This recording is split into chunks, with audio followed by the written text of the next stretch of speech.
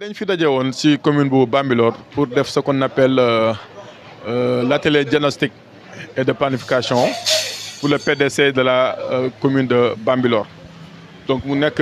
atelier yoo xamante ne dafa am solo lool ci processus d'élaboration plan bi parce que boo seetloo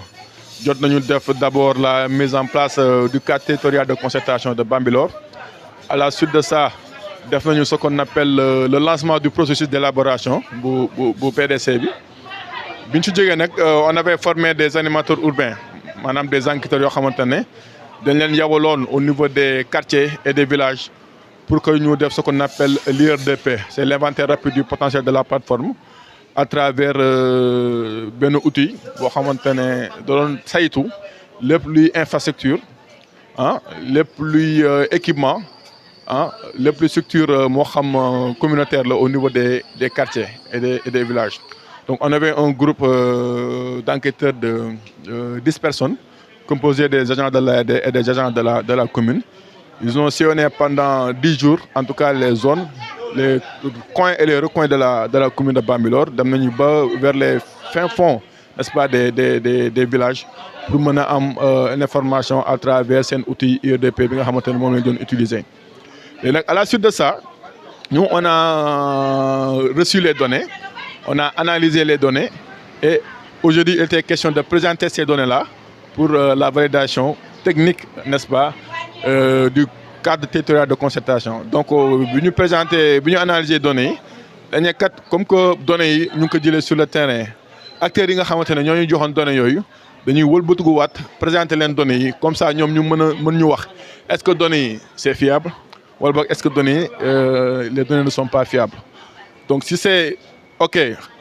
c'est bon ñu jàll ci étape supérieure. Si baaxul aussi ñu wax lan mooy gàllankoor yi lan mooy manquement yi ñu mën ko jël en compte pour pouvoir passer vers le diagnostic communautaire. Donc alhamdoulilah, on a présenté les données, les populations ont validé et ils nous ont donné des recommandations pour nous améliorer certains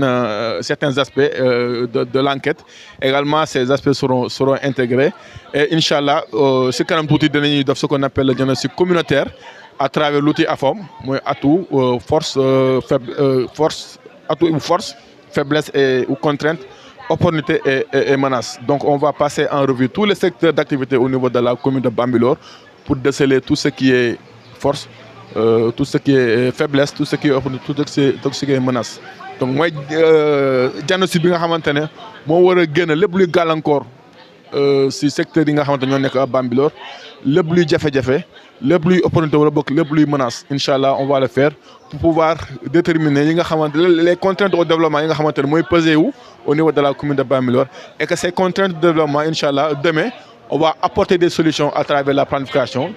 dans laquelle on va définir Inch'Allah la vision de développement bi nga xamante ne Bambilor moom la bëgg a jël sur les 5 ans à venir. À travers cette vision également dinañu wax quels sont les axes stratégiques yi nga xamante ne moo war a sous-tendre cette vision-là et que dans chaque axe stratégique également on va décliner des objectifs de développement et plus tard des actions à mener. À la fin nag action à mener yooyu moom la ñuy xool jëm ko rassembler pour pouvoir sortir des projets yi nga xamante ne on va proposer ça, n'est-ce pas, à la commune de Bambilor. Projet yi nag mooy constituer ce qu'on appelle le plan d'action prioritaire sur 5 ans. À travers ce plan d'action prioritaire également chaque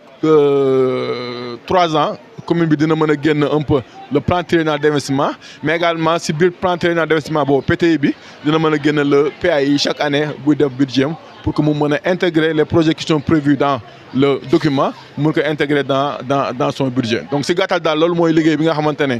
moom lañ ci war a def. Alhamdulilah processus bi mi ngi dox def nañu atelier de lancement def nañu enquête te ñu ngi si diagnostic communautaire suba dañuy def planification Inch'Allah bu ñu paree planification bi également dinañu wéyal liggéey bi à travers la rédaction du document et vers l'adoption en conseil municipal et l'approbation avec l'autorité administrative et plus tard la mise en œuvre du document. Donc ñu ngi remercier tous les acteurs territoriaux yi nga xamante ne ñu ngi dëkk biir Bambilor tey ñëw nañu massivement pour mën a apporter seen contribution dans l'élaboration de ce document. Également ñu ngi remercier nos partenaires techniques comme l'ONG ENDA 3D ONG 3D bi nga xamante ne financièrement moom moo supporté activité bi à travers moom également ñu ngi remercier les autres partenaires yi nga xamante ne ñoo ànd ak ONG 3D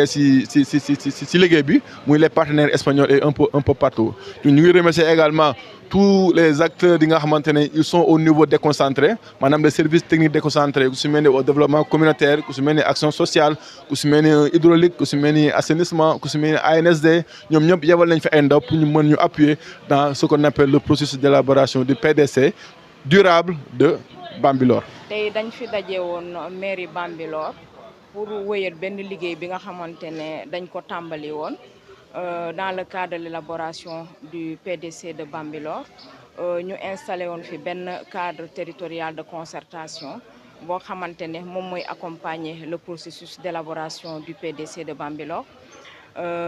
ci deuxième étape pour processus bi dañ fi recruter woon ay jeunes 10 jeunes 10 yoo xamante ne 5 yi Bambilor lañ leen jëlee yeneen 5 yi waa ARD lañu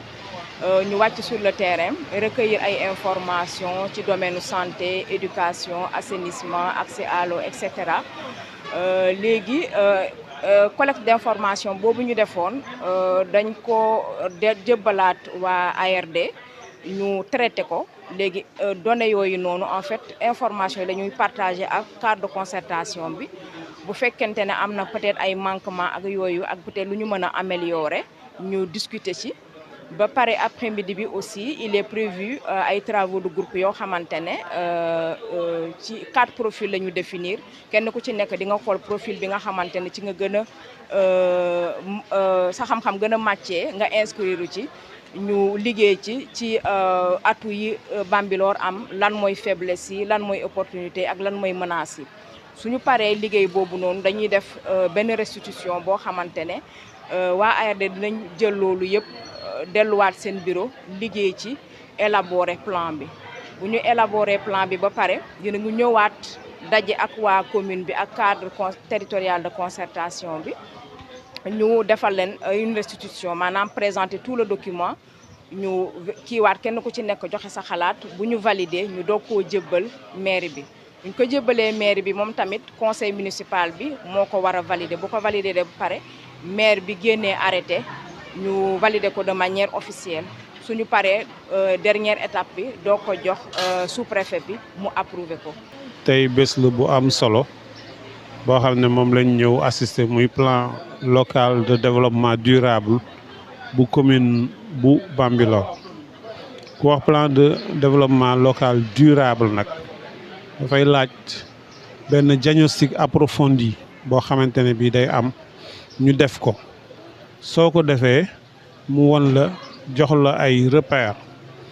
ak ay orientation yoo xam ne dina la dimbali ba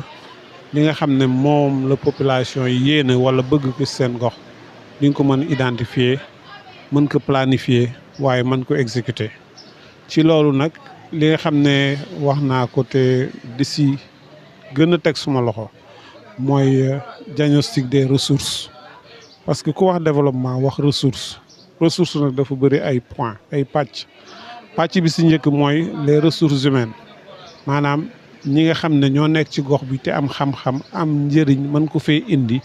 ñu mën leen xam identifier leen jëriñoo seen xam-xam ak seen taxawaay beneen bi mooy les infrastructures yi fi nekk ñu xam ko wala yuñ fi war a dolli mu leer ci suñu bopp ne yii la ak yële la waaye infrastructure yooyu lan la mën a indi en fonction de la création d'emploi du développement économique ak laneen mu mel ni kon boo waxee loolu da ngay gént ne partenariat économique dafa war a am diggante commune bi ak ay privé wala comme ay ONG yoo xam ne ay organisation de développement la mu nekk loo xam ne dañ si war a gën a accentuer parce que ci am kattan ak doole ak moyen ak xam-xam si nga mën a liggéey sa gox moo tax ñu bëgg loolu ñu bàyyi si loxo bu baax a baax appuyer sur le partenariat ba nga xamante ne bii képp koo xamante ne kii am na une organisation boo identifié bu mën a jàppale la commune mu mën ko indi mu jàpp pour que dëkk bi dox parce que kenn mënul dara waaye ku joxante loxo sa kàttan yokku na moo tax loolu ñu ngi apprécier vraiment la volonté de tout un chacun ñi nga xam ne ñu ngi ñëw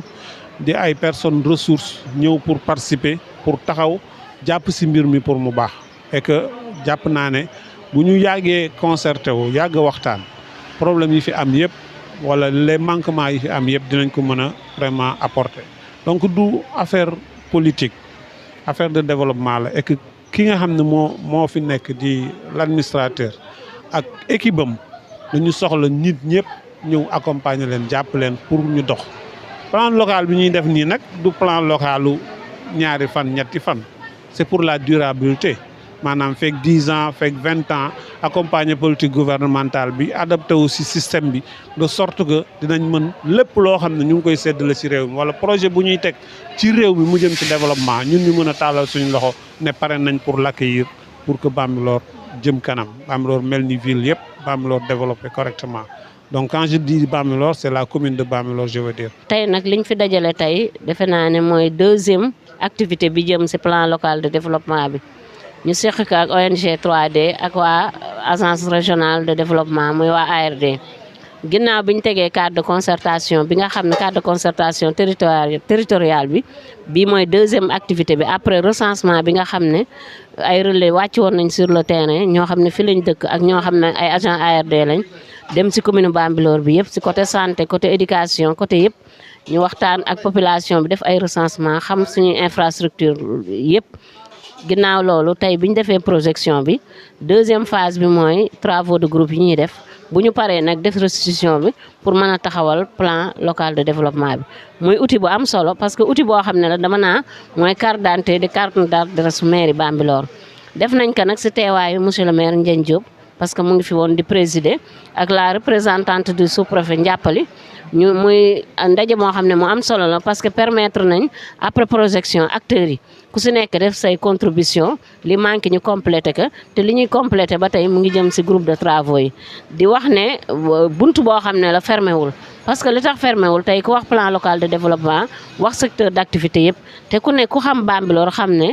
activité bu ne am na fi rawatina activité yi nga xam ne mooy les compétences non transférées yi nga xam ne agriculture élevage mu ngi fi kon tey yooyu jaadu na population bi xalaat ci yan perspective yan opportunité lañ ci mën a am yan atu lañ ci mën a am yan menace moo fi ne ak yan faiblesse ba nga xam ne activité yooyu dina gën a mën a taxaw beneen bi mooy contribution état ñu bëri wax nañ ko nan la état di def ba taxaw ci yi nga xam ne tey peut-être maire bi mënu ci taxaw yooyu yëpp buñ ko xaymaa mën nañu wax ne tey buñ ko tënkee ci benn document bu fiable dinañ permettre tey commune bi am outil boo xam ne ci lay sukkandiku ba nga xam ne ku mu jàkkaar lool dina la mën a convaincre ba li mu bëgg mu am ko